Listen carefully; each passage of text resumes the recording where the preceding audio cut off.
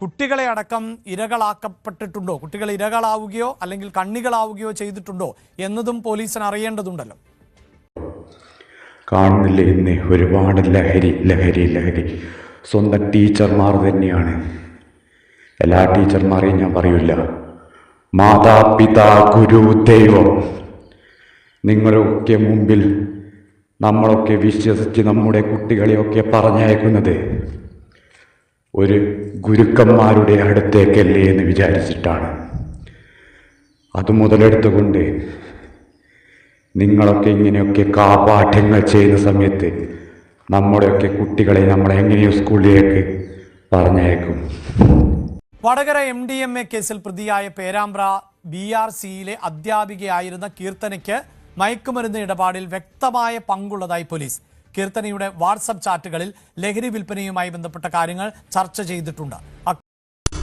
ഇന്നലെ വലിയ ഡയലോഗ് അടിച്ച നീയായിരുന്നല്ലോ, എനിക്കൊരാൺകുട്ടിയുണ്ട്, ആൺകുട്ടിയുടെ അമ്മയാണ്, അതിന് പുറമെ ഞാനൊരു അധ്യാപികയാണ്. നീയാണോ അധ്യാപിക? എല്ലാ അധ്യാപകന്മാരും പറയുന്നില്ല.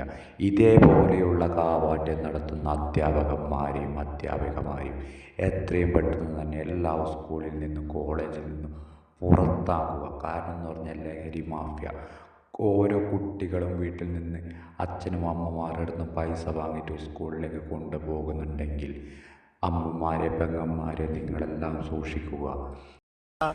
നമ്മളോടക്കം കീർത്തന പ്രതികരിച്ചത് താൻ ഒരു അധ്യാപികയാണ്, ഒരു ആൺകുട്ടിയുടെ അമ്മയാണ്, മനുഷ്യനാണ്, താൻ MDMA ഇടപാടുകൾ നടത്തിയിട്ടില്ല. തൻ്റെ നിങ്ങളുടെ വീട്ടിലൊക്കെ കുട്ടികൾ വന്നിട്ട് സ്കൂളിൽ നിന്ന് ഇത്ര പൈസ വേണം അത്ര പൈസ വേണമെന്ന് പറയുന്ന സമയത്ത് നിങ്ങൾക്കൊരു നാണക്കേടോ ലജ്ജയൊന്നും ഇല്ലാതെ നിങ്ങൾ സ്കൂളിലേക്കൊന്ന് വിളിച്ച് ചോദിക്കുക. സ്കൂളിലെ ടീച്ചർമാരെ മാഷ്മാരെ നിങ്ങൾ കുട്ടികളുടെ അടുത്ത് ഇങ്ങനെ പൈസ വേണമെന്ന് പറഞ്ഞിട്ടുണ്ടോ? ഒരു ലജ്ജയും തോന്നിക്കേണ്ട ഒരു ആവശ്യമില്ല, ഒരു നാണക്കേടും കാര്യങ്ങളൊന്നുമില്ല. നിങ്ങൾ ധൈര്യമായിട്ട് ചോദിക്കുക, കുട്ടി വീട്ടിൽ വന്നിട്ട് ഇത്ര പൈസ വേണമെന്ന് പറഞ്ഞിട്ടുണ്ട്, സത്യാവസ്ഥയാണോ? സത്യാവസ്ഥയാണെങ്കിൽ മാഷ്മാരോട് പറയാം. കാരണം എന്ന് പറഞ്ഞാൽ ഇന്നത്തെ കാലഘട്ടം എങ്ങനെയാണ് പോയിക്കൊണ്ടിരിക്കുന്നത്, അതുകൊണ്ടാണ് ചോദിച്ചത്. നിങ്ങൾ ചോദിക്കാണ്ട് കുട്ടികൾക്ക് ഇങ്ങനെ പൈസ ചോദിക്കുമ്പോൾ ഇങ്ങനെ എടുത്ത് കൊടുത്തു കഴിഞ്ഞാൽ ആ കുട്ടിയുടെ ഭാവി ചില സമയത്ത് സ്കൂളിൽ നിന്ന് പോലും പറഞ്ഞിട്ടുണ്ടാവില്ല പൈസക്ക് വേണ്ടിയിട്ട്. ചില സമയത്ത് കുട്ടികൾ ഇങ്ങനെ കൊടുക്കും, പൈസ വാങ്ങി പല ലഹരി അടിമപ്പെട്ടു പോകും.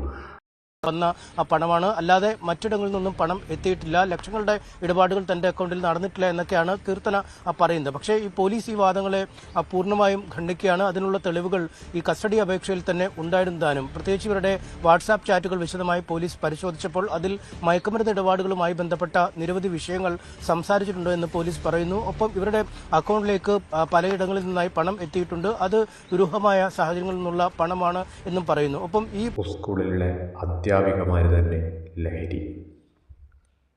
എങ്ങനെയാണ് ഈ ലോകം മുന്നോട്ട് പോകുക? അച്ഛനെ വേണ്ട, അമ്മയെ വേണ്ട, ഇന്ന് കണ്ട അമ്മയെ മതി, ഇറങ്ങിപ്പോവുകയാണ്. സ്വന്തം അമ്മയുടെയും അച്ഛൻ്റെയും മുഖത്ത് നോക്കിയിട്ടാണ് പറയുന്നത്, അച്ഛൻ വേണ്ട, അമ്മ വേണ്ട. ഞാൻ കുട്ടികളെ എന്താണ് ജീവിതം എന്ന് അറിഞ്ഞ് പഠിപ്പിച്ച് ജീവിപ്പിക്കുക. അല്ലാണ്ട് കുട്ടികൾക്ക് 2000 വേണം, 1000 വേണം, 100 വേണം, 200 വേണം എന്ന് പറയുമ്പോൾ എടുത്ത് കൊടുക്കലല്ല വേണ്ടത്. അവർ ആ പൈസ എന്തിനാണ് ഉപയോഗിക്കുന്നതെന്ന് നിങ്ങൾ ആദ്യം ചിന്തിക്കുക. ചില സമയങ്ങളിൽ സ്കൂളിൽ നിന്ന് പറഞ്ഞിട്ടുണ്ടാകും, എനിക്കിത്ര പൈസ വേണം, PTA ഫണ്ട് അടക്കണം. നിങ്ങൾ ആ സമയത്തൊന്ന് സ്കൂളിൽ വിളിച്ചന്വേഷിക്കുക, PTA ഫണ്ടിന് പൈസ ചോദിച്ചിട്ടുണ്ടോ? എൻ്റെ മകൻ വീട്ടിൽ വന്ന് പറഞ്ഞിട്ടുണ്ട്, ഈ പൈസ സ്കൂളിൽ നിന്ന് ചോദിച്ചതാണ്.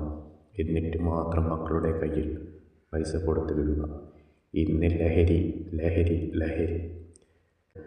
10ലും +2ലും പഠിക്കുന്ന കുട്ടികൾക്കാണ് ഇത് കൊടുക്കുന്നത്.